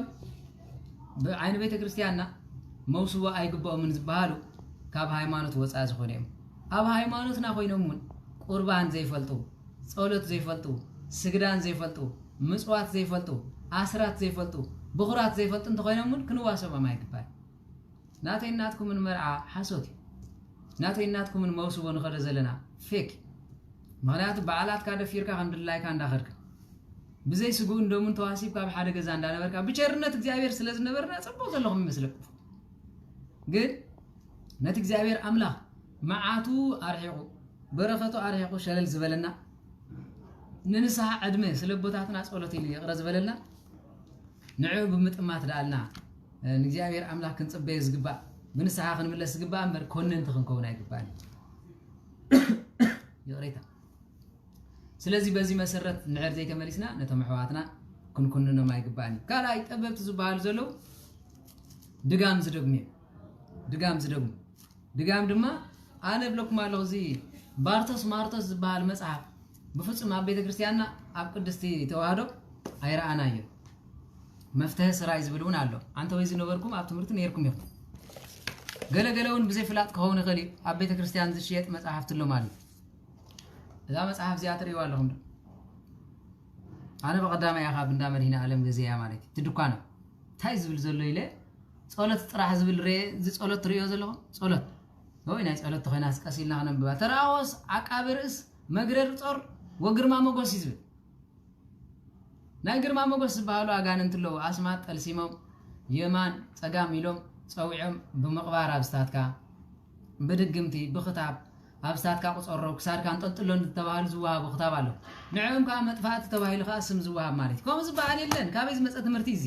እዚ ተዋህዶ ትምህርቲ ይኮነትን ኣቦታትና ካህናት ሙሉእ ስልጣን ኣለዎም እስኪ በጃኹም ሸር ኢልኩም መብፅሕዎ ነቶም ክታብ እንዳኸተብኩም ሰብ ተጥፉ ዘለኹም ኣብ ውሽጢ ቤተ ክርስቲያን ካህናት ኢና ትብሉ ግን ግብርኹም ክፉእ እግዚአብሔር ኣምላኽ መእሰር ይግበረልኩም ዲያቆናት ኢና ትብሉ ክታብ ትሸጡ መርጌታታት ኢና ትብሉ ክታብ ትሸጡ እግዚአብሔር ኣምላኽ ብሰንሰለት ይእሰርኩም ንዓኹም ክፍኣትኩም ኣብ ውሽጢ ቤተ ክርስቲያን ከይኣክል ንቤተ ክርስቲያንና እኮ ፍቕርን ሰላምን ስኢና ዘላ ስለዘይርድኦም እምበር ካህናት ኣቦታትና ንምንታይ ተበቲንኩም ይርዳእኩም ስጋብሎም መሰሪያን ኣብ ውሽጢ ቤተ ክርስቲያን ሓድነት ንኸይትገብሩ ድግምቲ ይደግሙልኩም ኣለዉ ኣረ መኣሲኹም ክትነቕሑ ቦታትና ሓንቲ ቤተ ክርስቲያን ሰላም ስኢና ዘላ ውሽጢ ቤተ ክርስቲያን ድጋም እንዳደገሙ ዝብትን ኣሎ ግን ብሊቅ ብመምሪ ዝፍለጥ ማለት ስለምንታይ ዘይወገዝ ምስ ስለምንታይ ኣውደ ነገስት ትገዝኡ እንድሕር ዝንበብ ሃሊ ናይ ስራይ መጽሐፍት እንድሕር ሃሊ ስለምንታይ ዘይተወግዙ ወዳ ማለት መፍትሄ ስራይ ዝበሃል ናይ ቤተ ክርስቲያንና መጽሐፍ ንሕና ይንፈልጥን መፍትሄ ስራይ ንሕና ንፈልጦ ይፍቲ ክንብል ከለና ኣቦታትና እግዚአብሔር ይፍታህ ካብ ማእሰር ኃጢአት ተይሎምና ካብ ማእሰር ኃጢአት ከም ተፈታሕና ንፈልጥ ዲያብሎስ ድማ ውጻኢል ካይ ዝወጽእ ኣይኮነን ብተጋድሎ ዝወጽእ ኣሎ ብጸጋ እግዚአብሔር ኣምላኽ ዝወጽእ ኣሎ ስለዚህ በቲ ንገብሮ ጾምን ጸሎትን ክነውጽኸም ንኽዲና ንኣምር ኣስማት ጠልሲምካ ከምዚ ጌርካ ዝበሃል እዚ ኩሉ ስማት እንታይ ያድልየ ማለት እዩ እንታይ ዝድልያ ዘሎ ቤተ ክርስቲያን ኣልፋ ወሞአ ዝበሃል ስም ኣሎ ትርጉሙ እውን ኣለዎ ናይ ቅዱስ ሚካኤል እውን ብዕብራይስጥ ዝብል እዚ ከ ብምንታይ ቋንቋ ተጻሒፉ ማለት እዩ ድርሳናት ሚካኤል ገብርኤል ብቋንቋ ዕብራይስጥ ኤሉኤል ኣምላኽ ማለት እዩ ብቋንቋ ዕብራይስጥ እውን ይደግሞ እዮም ኣብዚ ንሬና ኤልሻዳይ ኣሎ ጸባኦት ኣሎ ኤልማኮል ዝበሃል ኣስማት ኣሎ ብሙሉ ብቋንቋ ዕብራይስጥ እውን ረኺበ ያነ ማለት እንታይ ማለት ኢልካዮ እዚኦም ከማን ኣይነግሩኻኒ እዚ ንኻህናት ጥራሕ ዝግባእ ናይ ስም ናይ እግዚአብሔር ኤልሆል ማለት ልዑል ኣምላኽ ማለት እዩ ኤልሻሆር ማለት ብዙሕ ነገር ነጊሮም ነይሩ ከምዚ ማለት ትርጉሙ ከምዚ እንዳበለ ብቋንቋ ዕብራይስጥ ዝብል ኣረ ብምንታይ ቋንቋ እዚ ከተጻሒፉ ዘሎ ማለት ብምንታይ ቋንቋ እንታይ ዳ ገይሮም ናነቶም እንድሕር ከም ዝብሉ እንድሕር ዳ ናይ ባርቶስ መጽሓፍ ኣብ ዓዲ ባርቶስ ይብሉ ኣብ ዓዲ ገለ ይብል ገድሊ ይብሉ ጸሓፊያ ካበይ መጽያ ገድሊ ዘለዎ እንድሕር ኮይኑ ክንጥቀሞ ግቡእ ተዘይ ኮይኑ ባርቶስ ማርቶስ ዝበሃል መጽሓፍ የለና ሕዋተይ ኩሉ ላይ ትብል ሊቃነ ጳጳሳት መሪቆም ተዘይቦም ኣነ ርግጸኛ ሓደ ጳጳስ ክዛረብ ሰሚዐ ኣለኹ ኣብዚ ናይ ኢትዮጵያ ማለት እዩ በዚ ቤንሻንጉል ከባቢ ዘገልግሉ ጸሊም ምዞም ጆንግሬን ዝበሃሉ ህዝቢ ማለት እዩ ንሶም ባርቶስ እንዳደገምኩ ጽቡቕ ዘለኹ ገሌሎም ግን ታ ባርቶስ ማርቶስ ትብል ካበይ ኣመጽያ ማለት እዩ ገድሊ ዘይብሉ ንዓ ጸሓፋ እዚ በዚ ዕለት ዓሪፉ ከም ዝበለ ጻድቕ ነይሩ ናይ እመቤታችን ኣፍቃሪ ተባሂሉ ናቱ ገድሊ ክሳብ ዘይተረኽበ ንሕና ከመስማት ክንጥቀመሉ ንኽእል ገድሉ ክሳብ ዘይተረኽበ ማለት ስለዚ በዚ ስለ ዝኾነ እዚ ከምስታት ይትረፍኩም ኣሕዋተይ ድሕሪ ትደግሙ ኮይንኩም ስነ ጎለበታ ድገም ካብ ስነ ጎለበታን ላዕሊ ጸሎት የለን ድርሳነ ሚካኤል ግን ቋንቋ ዕብራይስጥ ይብል ኣሎ ትርጉሙ ድማ ቋንቋ ዕብራይስጥ ረኺብና ይነብስ በል ማለት እኮ እግዚአብሔር በል ማለት ፀበል ማለት ፀበል እንታይ ማለት እዩ ፀይልካን እግዚአብሔር አምላኽ ስም ፀዊዕካ ሃቦ ማለት እዚኣ ፀበል ያንተ ለካ ፀይልካ ተቀቢልካ ኣለካ ፀበል ኮይናሉ ስለዚህ ነዞም ከምዚኦም ዝገብሩ ኣብ ውሽጢ ቤተ ክርስቲያንና ሊቃውንቲ ማእምራን ፈላጣት ተባሂሎም ይስደዱ ነቲ ጾምን ጸሎትን ገይሩን እግዚአብሔር አምላኽ ዝረኸበ ጠንቋላይ መሰሪ መቁፀርያ ዝጥቀም ንዓይካ መቁፀርያ ኣላት ንብዚያ ጠንቋላ ክትብሉን ይኹም ማለት ብመሰረቱ እዚ መሳርሕ ቤተ ክርስቲያንና እዩ መቁፀርያ ወዲ 7 ዓመት ይዝሕዞ ኖ ፊደል መቁፀር ዘይክል በስመ አብ ቅድም እንድሕር ዘይክል ኮይኑ በስመ አብ በአፍ አላሚድካ እግዚኦ መሐረነ ክርስቶስ በእንተ ማርያም መሐረነ ክርስቶስ አድነን ካብ መዓቱ ሰውረን ካብ ምሕረቱ በምሕረቱ በእንተ ማርያም ወላዲት እንዳበልካ አልሙደ ይዝብል እምበር ንኣረጋውያን ተባሂቡ ካበይ ተምፅኦት ትምህርቲ ዋላ ግርም ይዝብልን እዚ ንኣረጋውያን ንመነኮሳን ተባሂቡ ኢልኩም ትምህሩ ሰባት በጃኹም ወይ ኣፍኩም ሕዙ ወይ ሰረት ዘይብሉ ትምህርቲ ትመሃሩ ንሕና ካብ ህፃንነትና እግዚኦ መሐረነ ክርስቶስ ዝመሃርና ስድራና እዩ መቁፀርያ ጌርኩም ከምዚ እንዳገበርኩም ቁፀሩ ስለምንታይ እግዚኦ መሐረነ ክርስቶስ እንዳበልካ 41 ክኾነልካ ንምቁፃር سواء أدم 64 عدم مبيتاችን 33 عدم ጎይታ 36 ቅዱሳን አንስቲ 29 በዓለ ወልድ እግዚአብሔር 21 በዓለ ማርያም 12 በዓለ ሚካኤል ሐዋርያት ሸውዓተ ነፍሳት ሸውዓተ ቃላተ መስቀል ሸውዓተ መዓልቲ እንዳገበርና ኢና እንደግሞ ነይርና ካብኡን ታሕት ግን የለን ስለዚህ መቁፀርያ ይፋላል ይኸማል እንደገና 81 ሃዱ መጽሐፍ 97 عدم مبيتاችን عدم ጎይታን ተደሚሩ 120 መቁፀርያ ኣሎ 120 ቤተሰብ እግዚአብሔር አምላኽ ኮም እንዳገበሩ የማጽናዕምና ስለዚህ ነዚኦም ዝገበሩ ጠንቆልት ይልኩም ነቶም አስማት ደጊሞም ከምዚ ገይሮም ጠልሲሞም ጠላሲሞም አብስታትካ ቅርፋት ወደ ቅርፋት አምጻ አቢሎም ምን ዘብሎ ሰባት ግን ሊቃውንት ይልኩም ብምንታይም ዚኦም ሊቃውንት ኮይኑ ብመሰሪ እዚኦም መውሱ በዘይ የለም ክነግረኩ أنا نتوم كتاب شطو خانات النعراليم كنا كتاب شطو مرجيتات عليم زيهم ببيت كريستيان بجزاير وجزاتي قرفوا سبت زي سوقهم نزيهم ولدهم كمان موسوي يقبان سلام ده بزي بستسرته سلزخون نحن عقل كريستوس كم زيل برهان عالم قدس باولوس كم زيلنا نسخاتكم قل إنه عم مسرت نبياتن حوارياتن زتهانسكم دك عدهم من قدسانيهم قدسان بقد لهم يم نجان تسعيرهم بين اسمات غيرهم سيرهم تكلا ሃይማኖት ደው ይለው እግሮም ተሰይረም ገድለም አንቢብናኻ ስራይ ኮነን ሞት ይተስም ኻን ፈልጥ ስራይ ኮ ስማጋንን ተተላይሁ ዝመፀይ ስለዚህ ገድልና ያብነ ተክላ ሃይማኖት ሞት እንዳተንሰ ስራይ ዘይፈትሕሉ ምክንያት ስንታይ ይዙ አርጋኑን ዚያ ቃል ውዳሴያ ብመላ መጽሐፍ ቅዱስ እንታይ ትብል ከም ጸንሐት ሰሚዕኩም ማይኹም ክንደይ ከማን ቅጥዕን ንመቤታችን ውዳሴያ ደስ ዝብል ካብ ነቢያት ካብ ሐዋርያት ካብ ሊቃውንት እንዳቃመመ አባ ጊዮርጊስ ዘጋስጫስ ተዛረበይ እዚ ዘይ ሰብረ ዲያብሎስ መናለ ንሙኻኑ ዲያብሎስ ኮነ ፋሲ ናይ እግዚአብሔር ኃይልን ስምን ሒዝና ድማ ኃይል ተመርኩስና ንዑ ክንስዕሮ እግዚአብሔር ስልጣን ይብናይ ንነፍስ ወከፍ ንኹላትና ማለት ነው ብጸጉ ድማ ብዙሕ ጸጋ ተዋሂቦ እንዳይ ደቅ ሰባት አጋርን ተኸውጹ ጸጋ ተዋሃበሰ በእግዚአብሔር አለ ማለት ስለዚህ ከምዚ ተዘይ ኮይኑ ነቶም ጠበብት ዝብሎም ዘለኹም ጠበብት ዝባሃሉ በጥበቦም እግዚአብሔር አምላኽ ዝረኸቡ ተኮይኖም ጥበብ እግዚአብሔር بطببهم من ديابلوس رغبوا تخوينهم دما طبب ديابلوس يزلهم سلازي طببتي نايلهم اللو ناي إلومناتي طببت اللو بعينهم زكو حالو ويدما بهولو إندويس كم زغيرهم زكو حالو ولو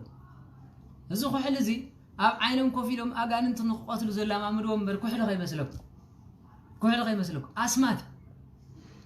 اسمات تدغيمو يزوا اب عدنا زلو اسمات اب طقور اب صليب امني اب زين قساقس امني اب عابي غرب كوم اندا غبر يمزو سلامنتا كينا انا قصب كمزي از مسله يكون يلو دغمت يبو مالتي نحنا غا نبر بعت ماز اندا معتبنا باب ولد منفس قدس سراي كل يفتح باب ولد منفس قدس سراي كل يفسس باب ولد منفس قدس سراي كله يتحمشش እንዳበላ በኃይል መስቀል ሆነ ሕምሽሽ ሰጣና እግዚአብሔር ይብናይ ካህናት አቦታትና ራስ ካልታ ተቀርቧ ስጋ እንደምንልዓል እንታ ያስማት ይሁን ደደ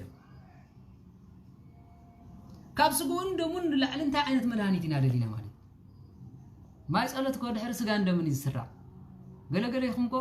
ስጉን እንደምን ወሲደ አይተሓወኹን ዘይአመንኩም ሙሉ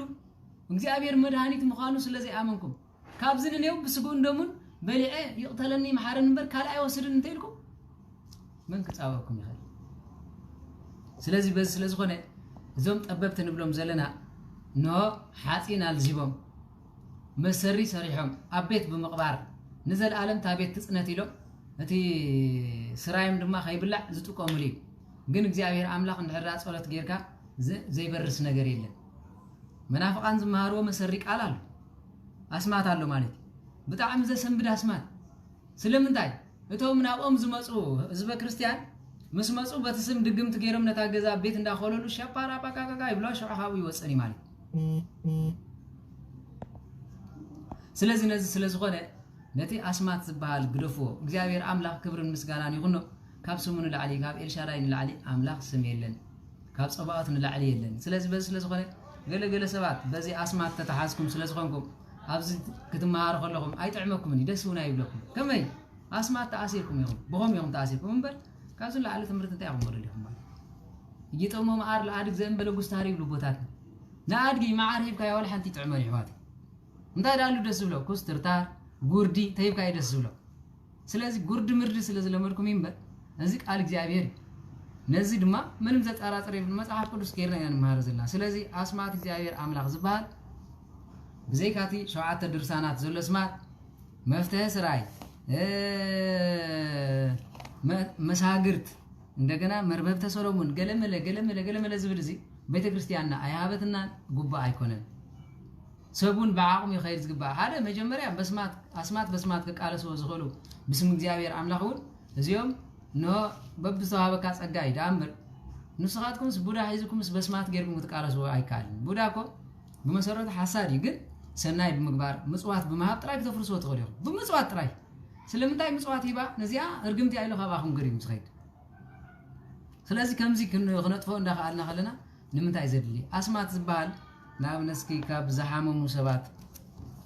ካብ ዝደገሞ ክንሪኦ ኸለና ካብ ዝጓሓፉ ካብ ዝበልኩም ኣሎ ናብነት ጽንዕ መኽትሪኦ ከለኹም ጽሑፉ እንታይ ይብል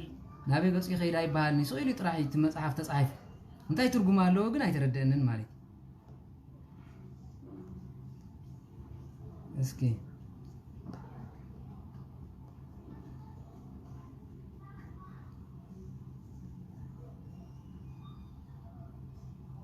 እዝን ኣብነት ረይዎ ነዚ ማሕዋትና ጓሓፎ ካብስተባለ እስኪ እዚ ረይዎ እንታይ ገባራ እዚ ብሙሉ ተጻሒፉ ዘሎ እንታይ ግበርኒ ዝብል ትርጉሙ እዚ ይብሉ ቃል ኮ ይብሉ ጽኢሉ ሕንጻጽ ጥራይ በዚ ጥራሕ ስማጋልን ተኮይኑ ክንደም ዝሽገሩ ማለት ስለዚህ ከምዝ መሰለ ክታብ እቲ ክታብ ድማ ከምዚ ጠራኒፎም ኣብኡ ዝገበርዎ ቀጥቂት ካተውጻኸስ ቅራፍ ገረብ ቅራፍ ገለመለ ቅራፍ መሪ ንመኻኑ ቅራፍ ስንታይ ኣቕምሎ ወይ ማለት ስለዚህ እዚ ኩሉ ዝስራይ ምራይዚ ዘድለ ስለዘይኮነ ኣሕዋተይ ጠበብቲ ዝበሃሉ እዚኦም እንዴ እዚኦም ክመፁ ከለው ንገዛና በቃ ከመይ ዝበልዮም ተማሂሎም እግሮም ዝሕፀቡ ካልእ ንብል ኢና ግን እዚ ዘድሊ ስለዘይኮነ እግዚአብሔር አምላኽ ስጉን ደሙን ገይሩ መድሃኒት ሂቡና እዩ ነቶም ከምዚ ኢልና ንጽሎም ኣሕዋት ድማ ጠበብቲዮም ወይ ድማ እዚኦም መውስቦም ሰኦም ኣይግባእን ንብሎም ዘለና ከምዚ ምልኾ እንተሃልይዎም ስጋብ ካብ ምልኾም ዝወፁ ንሕና ክንቀርቦም ኣይንግባል ብሓቂ መፂኻ ማለት ወላ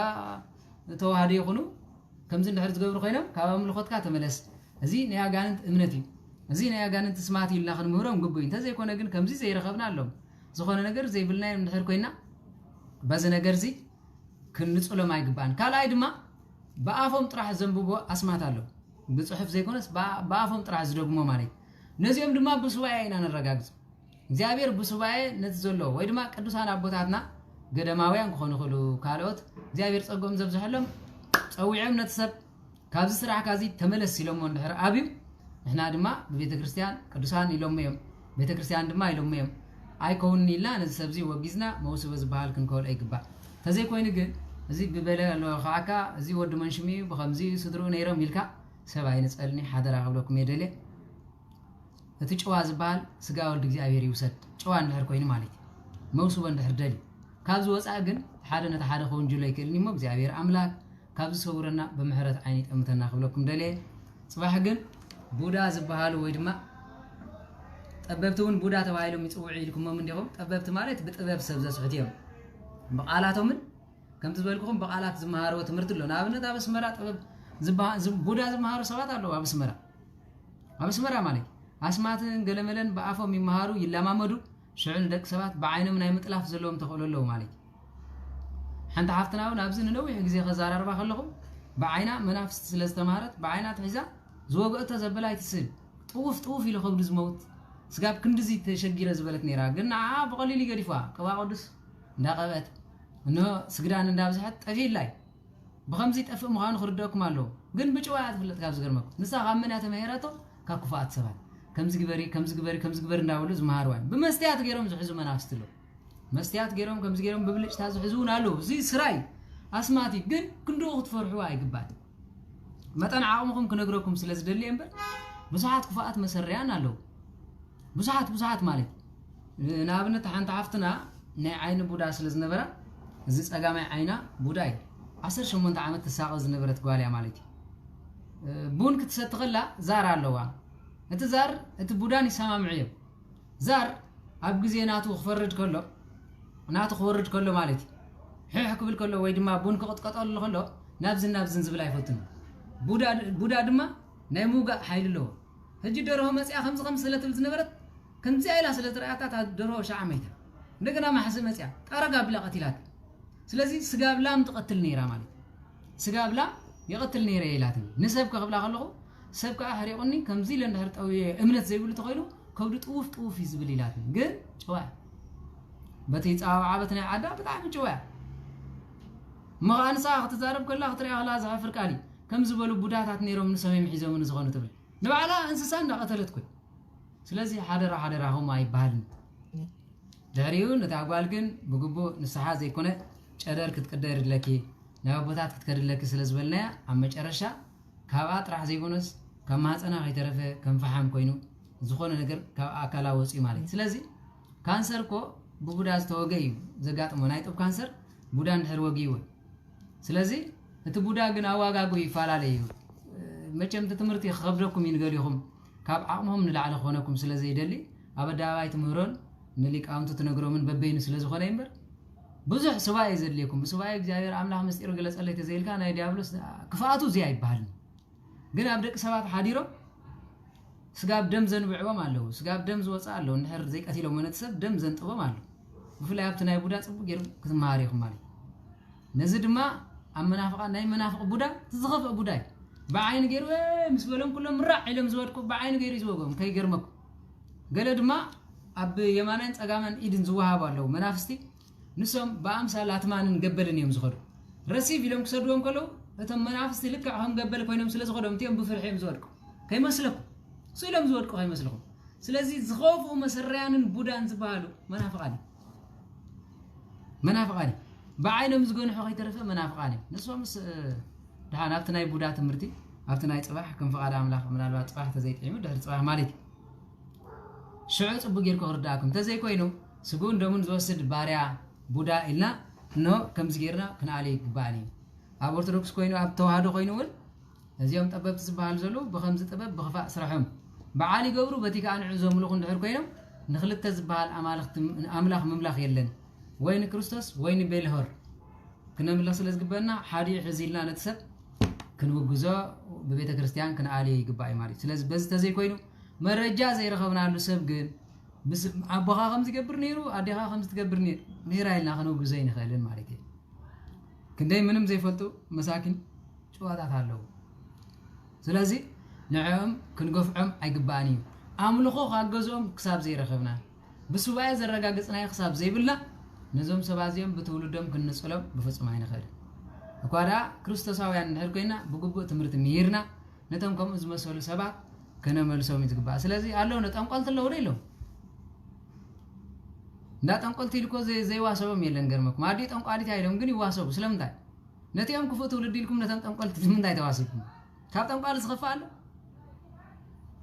سلازي نتام موسو زي غبام زبال أنقالتي ناج اللي مملختي ناي زار منافس تزلوم نهر زار زي غريفهم مملخو زي غريفهم እንደገና መናፍቃን ካብ ሃይማኖትና ወጻይ ዘው መውስወ ይግበም ተዘይ ኮይኑ ግን ስጉን ደምን እንዳወሰደ ካሊ ትረፍ ነተሰብ ዋላ ተዘያመኩም ተዘወሰደ ስጉ ምስጋ ተደምስ ደሙ ተዋሂድ ተዘውለደ ህፃን ጋር ብሩክ አይኮን መጽሐፍ ቅዱስ ምስክራ ሐቂ ይኮን ስለዚህ ብስጉን ደምን ሓደ ኮይንካ በዚ ነገር ዚ ክትንጽሎ ይግባኒ ሞት ጥበብ እንታይ ምኻኑ ጠበብት እንታይ ምዃኑ ተረዲእኩም ክኸውን ተስፋ ገብር ስለዚ ከምቲ ትማሊ ዝበልናዮ ካብ ዓሻ ጥበበኛስ እንታይ ኢሉ ቅዱስ ሰሎሞን ኣብ ጥበብ መጽሐፉ ምዕራፍ 17 ዘሎ ቃል ከምዚ ኢሉሎ ማለት እዩ መጽሐፍ ምሳሌ ኣብ መጽሐፍ ምሳሌ ዘሎ ቃል እንታይ ብል መስለኩም ምዕራፍ 17 ቁጥሪ 2 ዘሎ ቃል እስኪ ክነንብቦሞ መጽሐፍ ምሳሌ ምዕራፍ 17 ቁጥሪ 2 ከምዚ ብል ለባም ባሪያ ንነውራም ውሉድ ይገዝኦ እዩ ተመልከቱ ለባም ባሪያ ሲ ንነውራም ውሉድ ይገዝኦ ኣብ ማእከል ኣሕዋት ድማ ርስቲ ይካፈል ወይ ድማ ወራሲ ይኸውን ኢሉ ስለዚ ለባም ባሪያ ዝበሃል ዘለኮ ንፍዕ ኣገልጋሊ ማለት ንፍዕ ኣገልጋሊ ንኣብነት መኻናት ኣንስትለዋ ወይ መኻናት ሰቡት ነቲ ገዛ ጽቡቕ ዝግልገልዎ እንድሕር ኮይኖም ብሰንኪ ልቦኖኦም ነቲ ገዛ ይወርስዎ ዶ ይወርስዎ ግን ባሪያ ናይቲ ገዛ እዮም ነይሮም ከምኡ ድማ ለባም ባሪያ ዝበሃል ኖ ለባም ባሪያ ዝበሃል ዘሎ ንነውራም ውሉድ ይገዝኦ ዝበሃል ዘሎ ነውራም ውሉድ ማለት ውሉድ ኣጋንንት እዮም ነውራም ካብ ኮነ ውሉድ ናይ እግዚአብሔር ዘይግዛእ ካብ ኮነ ለባም ባሪያ ግን ርስቲ ይረክብ እዩ ለባም ባሪያ ዝበሃል ዘሎ ናይ እግዚአብሔር ኣገልጋሊ ርስቲ ካብ ሰማያት እንሆ ብስምካ ተጸውዐ ስምካ ተጸውዐ በዓልካ ዝገበረ በአማላጅነትካ ዝኣመነ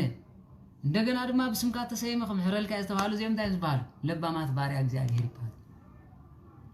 ናይ ሓደ ሃብታም ሰብኣይ እምነቱ ብዘይገድስ ብሰናይ ምግባር ደስ ዘብሎ ተኮይኑ ቤት ያውሪሰካ እንድሕራቢሉ እንድሕር ተባሂሉ እንታይ ዝበሃል ለባም ባሪያ ይባሃል ስለዚ ታባሪያ ትብል ጥራሕ ሒዝኩም ንኽፍኢ ሒዝኩም ክትከዱ ኣይግባእኒ ማለት እዩ ከምታት ማለት ዝበልና ከነአን ድማ ናይ ኣሕዋትካ ባሪያ ኹን በሎ ኢሉ ዘፍጥረት ምዕራፍ 9 ቁጥሪ 23 ዘሎ ከባቢ ስለዚ ነዚ ዘጽልእ ነገር የብሉን ንሕና ጥበበኛ ዝበሃል ብጥበቡ መንግስቲ ኣምላኽ ዝወርስ ኣሎ እንታይ ማለት እዩ ብጥበቡ ሰናይ ስርሑ ጥበበኛ ሰብ ኣሎ ተባኣሱ ከመይ ገይሩኩም ዝዓርቆም ሓስዩ ዝዓርቕ ሰብ ኣሎ እዚ ጥበበኛ እዩ ጠቢብ እዩ ዝኔው በሎ ትብል ብጥበቡ ገይሩ ተንኮል ገይሩ ዘፋላልሎ ንኣብነት ሓደ ሰብኣይ ነይሩ ክፉእ ስለ ዝኾነ ነታ መሬት ናይቶም ገዛ ደልይዋ ይበሃል ናይ መጨረሻ ትምህርቲ ናይ ክፉእ ጥበበኛ ስለ ዝመነር ጓሳይ ነይሩ ኩሉ ግዜ ውላድ ስለ ዘይነበሮም ነቶም ሰብኣይን ሰበይትን ነታ ገዛ ክወርስ ስለ ዝደለየ ብጣዕሚ ተንኮለኛ እዩ ነይሩ بكل نتم سب أبصاصحي ورا أبصاصحي فلالي ما يكالد هذا معلت جن كفو مسري مسوس لازم نبرة سيطان بلو بحسابات ندام سه دك اسم كله سواين سبيتن نزماي قرب أوعي أبيلو أبتمن قوم كيدو دفاع أبيلو سنتن سبيتي أشكو نتم سواي كأشكو أبيلو قريفهم كيدو نتم سواين سبيتن جن بجزاير استواره خصوص نبرو قلبت قبل كله شك أركيت مدركسي واي ذا سبيت سي دخام كوين واي خون أب عراتا شينا يلو شلل يلو ما ستيرو ما خيلو مسخا واي زم سوايس دخام بزحو مسخون يلا ستيراتهم كيدا أما جرشا رقم سلزغنة كفو طبابون سلز نبرو نو ناب حرشا غوفر خلو مسح زي بلوم نام حرس وفيرهم مالت كبر يوم تم سواي حتى عدي بتعمل بخبرز فلات سبايا أتوقع جن أكوي ورشوا ميدلي أما ترى خباسهم سلز دجالي نتهم سبايا زيهم دايروا مالك مسح سلز درس ساعة سبيت شباب بدي لأن تمسح حزن خدا واي مسح مرة سعنا لو مو نعابل كده زودين عين قبله خلوا لتنايتهم كل معانت تخانا ونطلي تمركزتهم كل إنجاكم معانت تسبي ديابلس كوك زين زبون يدلي الكاي أب إسرائيل كرتت زبلك أزنة ورا ديابلس كعوة الكاي كلن ما يردان سالو كالا كندا مسكر كاين كتصعد الكاي جيرمان مسكر كا تصعد الكاي أبي إرترا بزح حمامات مسخلو نبوي خانا ما شلته يخاط غير جيرمان مسكر كاين تجاني كا هوسبيتال فتوقع جزين بوتان يجز الكاي تملكت زدما جزين بوتان مسرقة كفتي نتن سبيت خير ما بجا خمس حمس اللي قبله خلو مسمسة من بيته يبلنا بيت قويتاسي إنه خيرهم حرشة قريفهم كم زي بلو مسح درس خمسة هيكون كون تايدا سبايدا لما عندي أنا دك يشغله سبيت شينات اللي بجاهم زجيو بلو سبيت شينات اللي نداول يوري اللول واي أنا ورجع أنس بخمس خفلت ስለዚህ عد خيدهم كم زي بيقولوا كل سب دما محارس غريف انتي وريدون يبلالهم استباله تنسبيت خا تبلسه كيدن غزا غزا اندخدا سبايم شي دم لي اني شمكو እንዳበላ ነዛ ዘረባ عد ملئ تبصحم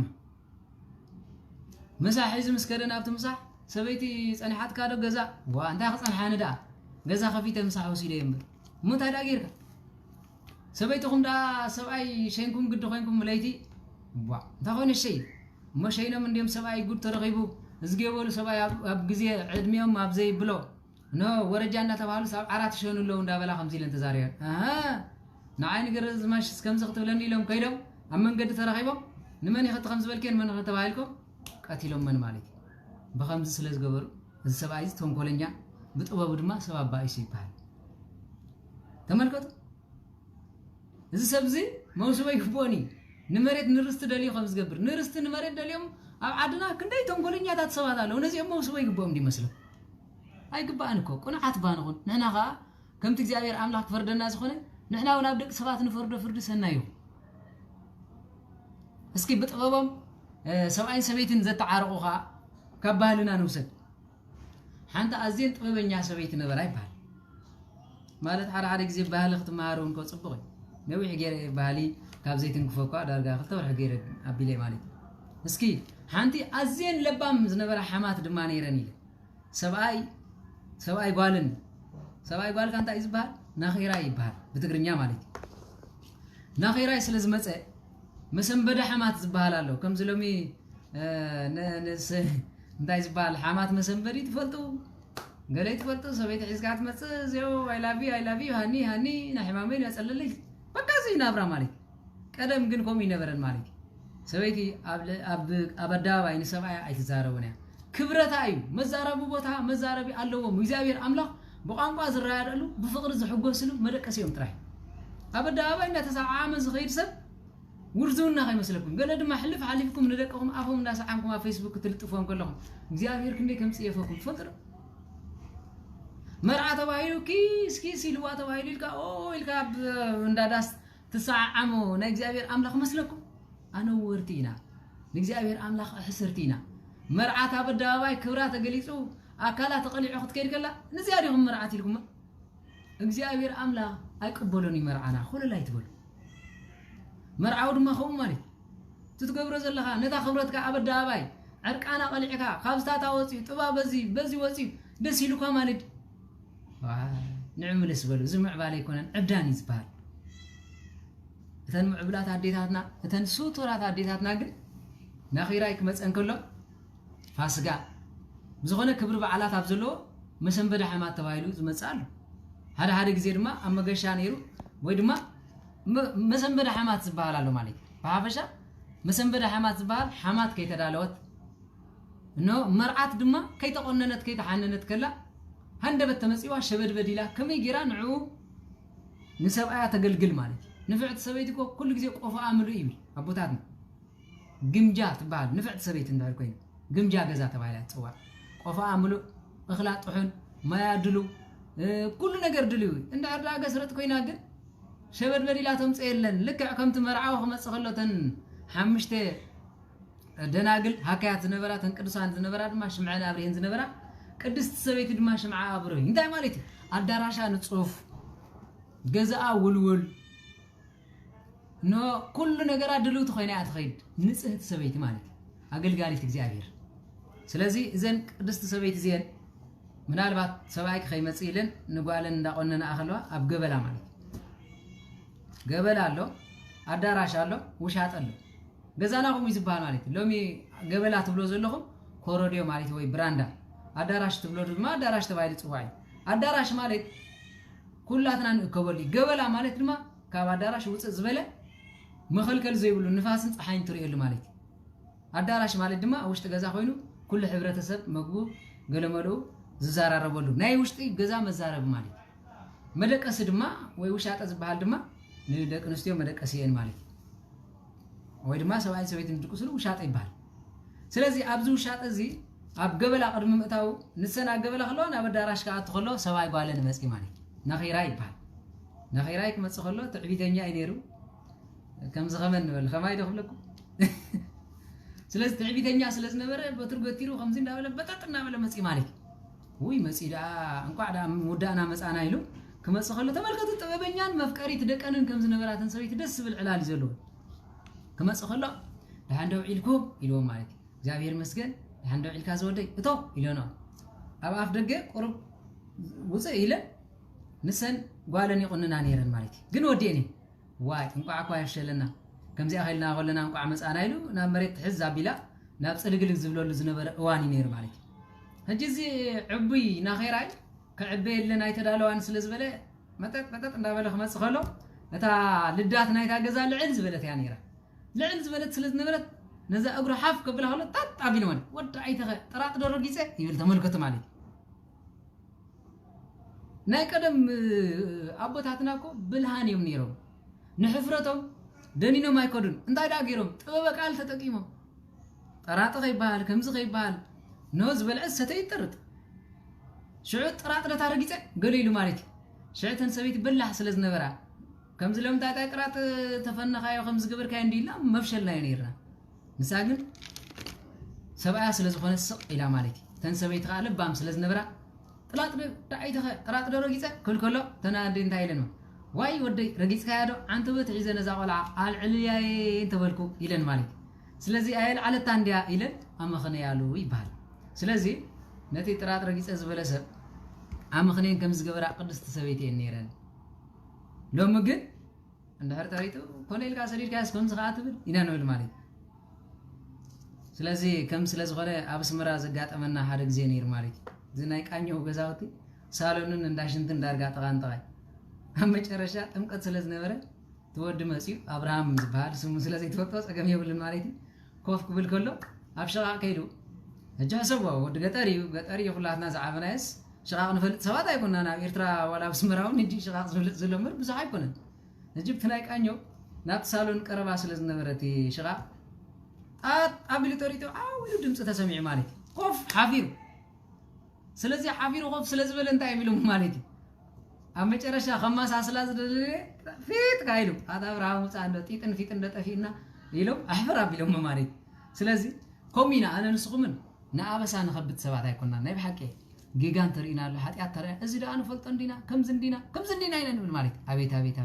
ናትና ሆን ምን ይፈልጥኸው አዴታትና ግን ማዓርኽ እንደዚህ ሰተርት አበሳ ከበት አበሳ ነኝ አቦታትና ኻላቱም ለምን ምስጢራ ይተዓቆርና አለሁ ወነት ዓደብ እግዚአብሔር አይፈቶን ኃጢአት ዝገበረሰብ ኃጢአቱ ይዝረብን አነ ብስተላቢ ብዘሕፍር ነገር ይሄ ንኹልኩም አይኮነን ክንደይ ሱትራት አቦታትና አለሁ ግን ምስጢር እንደህር ነገር ኳ ካንዶ አበዳ ባይውጽ አይደነው ናሽቱ ስለዝኾንኩም ክኸውን ኸሊ ግን አቅርም እግዚአብሔር መቅዘፍቱ መኻኑ ክርዳአኩም ይግባ ብለኩም ደሌ ዝማሃረና ዝገሰጸና እግዚአብሔር አምላክ ክብር ምስጋና አምልኮ ወዳሴ ንዘላለም ንዕይኹኖ ኣብ ጽላት ልቦናና ድማ ይጽሓፈልና መቸም መስሓቅ ነገር እንደህር ሰሚዕኹም ሙሉለይት መሓደርኩም ነይሩ هراي بول እግዚአብሔር አምላክ ዝማሃረና ዝገሰጸና ክብር ምስጋና አምልኮ ወዳሴ ንዕይኹኖ ስብሐት ለአብ ስብሐት ለወልድ ስብሐት ለመንፈስ ቅዱስ ይዘን ወይ ዘልፈኒ ለዓለም ወለዓለም አሜን هراي ቅዱስ እግዚአብሔር አምላክ ዝተማሃርና ይኹሉ ኣብ ጽላት ልቦና ይጽሓፈልና ናይ መጨረሻ ነው ማዓልትማ ከምት ናይ ኩሉ ማዓልት ንብሎ ቃል በረከት ክንዋሃቢና ማለት هراي መስሓቅ ይጽንሐልኩም ቃል በረከት ክንዋሃቢና ቅዱስ እግዚአብሔር አምላክ ኣብዚያ ጽባቱ መስኮት ከምዛ አከበና አብነዋ ሰማይ ኣብ ጸርሃ ጽዮን ያከበና ከም ሕፃ ባሕሪ ብዙሓት ከም ከዋክብት ሰማይ ድማ ድሙቃት ይብለና እግዚአብሔር አምላክ ካብ ዘለና ኃጢአት ተሓጺብና በቅዱስ ቁርባን ተሃቲምና ንኸደሉ ግዜን ዘመንን ይፍጠረልና ካብ ሰማይ ምሕረት ካብ ምድር በረከት አይርሕቀልና እግዚአብሔር አምላክ ነቶም ማህፀን ተዓጺው ውላድ ሰዓንኩም እግዚአብሔር አምላክ ብሩኻት ውላድ ንመስቀል ጸሉ እግዚአብሔር አምላክ ዘገልግሉ ንሃገር ንወገን ዝግዝኡ ውላድ ያብኩም ተምዘወለድኩም ድማ እግዚአብሔር አምላክ በጥበብ በበረከት ያዕብየልኩም ነቶም ዘይተመርዓኩም ድማ እግዚአብሔር አምላክ ዝፈቱ እግዚአብሔር አምላክ ተፍቅር በዓል ቤት ነው በንስሐ በቅዱስ ቁርባን በስርዓት ማዕስባን በተክሊል እንጋበሉ ወይ ድማ ንታአታተወሉ ጊዜን ዘመንን ይግበረልና ነቶም ዓበይቲ ድማ ጊዜ ሽምግልናኩም ባሪኩም ቀዲሱን ትምርቁሉን ንበረከት ተውሁብሉን ጊዜን ዘመንን ይግበረልኩም ነቦታትና ካህናት እርቅን ሰላምን አውሪዱ بمسكلكم نحجسلو ندابسلو نفوسلو زين زمان نقبلنا حواتي داقونات دما بدلوهم فتانات كملايت ንጹሃን ኮይንኩም ንኩሉ ህዝቢ ዕርቅን ሰላምን ትወርዱ ንቤተ ክርስቲያን ተቆርቆሩ ንህዝብኩም ተረጋጉ ግዜን ዘመንን ይግበረልና ነቶም ከማይ ነው አነ ኮን ንዓኹም ዝመስል አይኮነን ነቶም ሰበኽቲ ወንጌል ማለት ቃላት ከጣመምኩም ንእግዚአብሔር ብፍርሃት ንእግዚአብሔር በአገልግሎት ንእግዚአብሔር አምላኽ ብስተዛረብኩሞ ኣብ ልሳን ኩሉ ዝሓድር ልብ ኩሉ ዘርታ ንንስሓ ዘብቅዕ ቃል የዛረብኩም ንዓኹምን ዕርቅን ሰላምን ይወርደልኩም ወገንነት ካብ ምዃን ወገነይ ወገንካ ካብ ምባል እግዚአብሔር አምላኽ ይሰውረና ንሰማያት እናፍቀሉ ንመንግስቱ ንወርሰሉ ግዜን ዘመንን ይግበረልና ንዓባይ ምርቃ ክንወስኸኩም ኢና ማለት ምዕራፍኩም ከም ታቦት ምስላምኩም ከም ኢየሩሳሌም ጉና ጉና መተራስኩም እነሆ ሰተ ሰምሃር ምንጻፍኩም ይግበረልኩም ማይ አይሂ ዘርገ እግዚአብሔር አምላኽ ብሰንበታት ሰላምን ጸጥታን አቤትኩም የስፍረልኩም በረከት ረድኤት ናይ ቅድስት አርሴማ ምስኩላትኩም ይኹን አጋዕዝተ ዓለም ስላሴ አበተ አብርሃም ተረኺቦም ነብርሃም ጭንቀቱ ውርደቱ ርሒቆም ብሩኽ ውላድ ይስሐቅ ከም ዝሃቦ ቤትኩም ሰሓቅን በረከትን ዝተመልኦ ቤት አብርሃም ቤት አቢሳ ቤት አቢዳራ ይግበረልኩም بسلام زوال እግዚአብሔር አምላኽ በሰላም ይሕደረልና ጾምና ይባርከልና ይቀድሰልና አሜን ናያቆብ ለይቲ ይግበረልኩም ንዓይነ ድኹም ሓውኹም ድማ ኣብታ ትገብርዋን እሽተ ጸሎትኩም ኣይትረስዑኒ ብሩኽ ለይቲ ናያቆብ ለይቲ ይግበረልና አሜን አቡነ ዘበሰማይ